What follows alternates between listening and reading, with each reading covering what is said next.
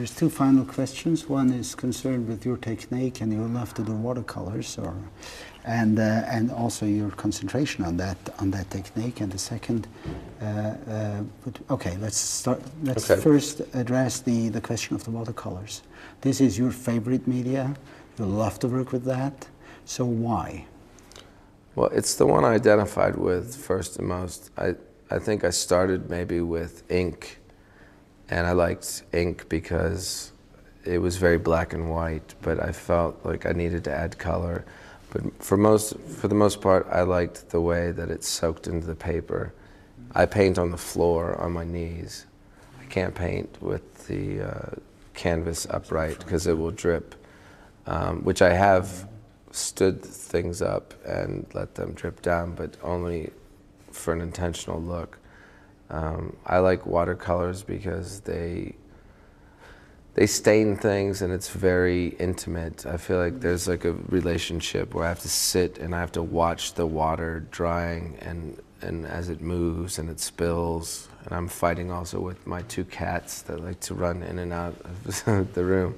There's a whole relationship going on, and I like it to be very quiet, and I paint, you know, at the very last hours before sunrise.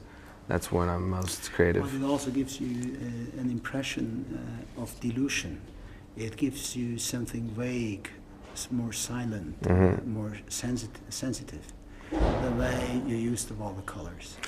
You know, I got the feeling when I looked at it, it is like you look in a kind of melancholic way, in a kind of even romantic way to the subjects.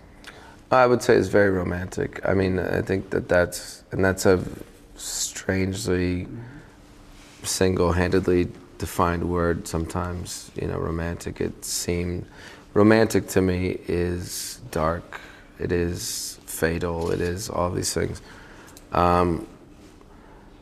A lot of times, why I like to use a large palette, and it's the one that I use that's my favorite is this Alice in Wonderland tin kit that's very much out of date, and it has a greater spectrum and a lot of pastel colors, you know, very uncharacteristic of the subject matter that I choose. But I like to, rather than doing black and white harsh shadows, I'll use colors for shadows. And I don't really have an explanation for my technique as far as, I don't know how I came about the technique as far as, what I'll do is I will paint something and I will stand over it and I'll take a picture of it so I can see the depth. And that's really my only way of creating dimension, because when you paint on your knees in the format that I paint, which is about, you know, 3 feet tall, it's hard to tell perspective. So I use, well, now I use my iPhone, it's easier. But I had Polaroids until they stopped making them. Okay, so my last question is about your relation to David Lynch and Lynch's work, as this show deals with his early videos and your watercolors. So what is fascinating, if you look at David Lynch, I think you even played in a movie of Lynch. Lost Highway, yes. The Lost Highway, and but if you look at it artistically. Well, he's always been just artistically, regardless of him as an installation or a painter or someone who puts his art somewhere other than in a film. Just simply as a filmmaker, I've seen him as an overwhelming inspiration as an artist. Blue Velvet was the very first movie that I really attached myself to emotionally, and I thought it was, you know, just besides the color palettes, besides the use of film speed and the combination of sexuality and violence and sound and close-ups, I think cinematography-wise, just brilliant. When I got to meet him, he's a very unusual guy. I mean, he would say the same thing about me, I'm sure. So yeah, he did. Yeah, of course. Okay. So you're happy with the show and the combination? Oh, it couldn't be a greater compliment to be alongside someone as a great inspiration to me as him.